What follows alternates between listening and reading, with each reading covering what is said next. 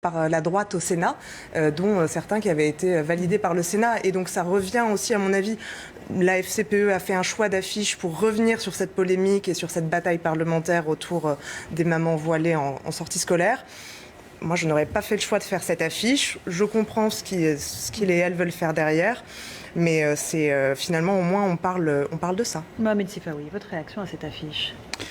Je la trouve totalement irresponsable. Parce Pourquoi? que, d'abord, il y a deux éléments, me semble-t-il, qu'il faut dissocier et expliciter séparément.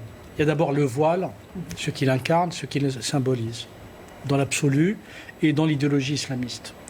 Il y a ensuite le rapport de ce voile à l'école de la République. D'abord par rapport à l'école de la République.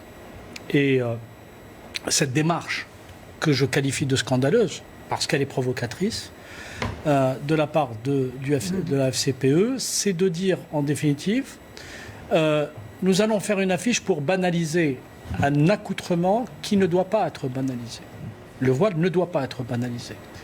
Aller expliquer ensuite à des jeunes, à des collégiennes ou à des enfants, filles ou à des lycéennes, que le voile pose dans la société quelque chose qui est totalement contraire à l'esprit républicain et en tout cas à l'esprit que doit véhiculer l'école laïque, en l'occurrence l'égalité entre les hommes et les femmes.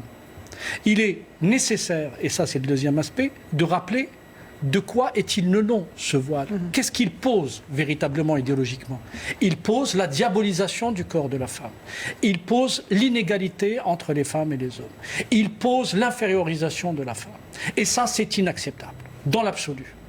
Que des parents, ou a fortiori une organisation de parents d'élèves, instrumentalisent à la veille d'élection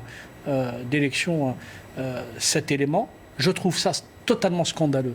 Et j'espère que les musulmans, y compris à qui s'adresse cette affiche, ne seront pas suffisamment dupes pour ne pas déjouer le piège qui leur est tendu cette fois-ci encore. Parce que regardez... C'est pas du clientélisme, nous disait une représentante de la FCPE il y a quelques instants. Bien sûr que c'est du clientélisme. Mais bien sûr que c'est du clientélisme.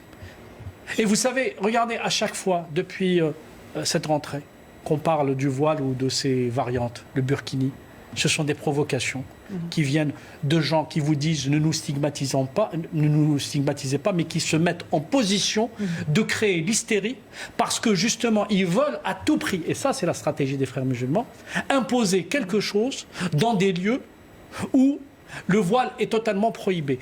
Alors on nous dit ce sont des parents d'élèves. Oui, mais dès le moment où le parent d'élève s'introduit d'une façon ou d'une autre dans l'action éducative, il doit nécessairement, me semble-t-il, incarner la lettre et l'esprit de l'école de la République. On ne peut pas imaginer un instant que chacun vienne avec sa singularité et dire un peu comme cette fameuse pub pour hot dog, venez comme vous êtes. Non, on ne va pas à l'école comme on est. On ne va pas avec sa singularité, je dirais, sexuelle, religieuse ou autre.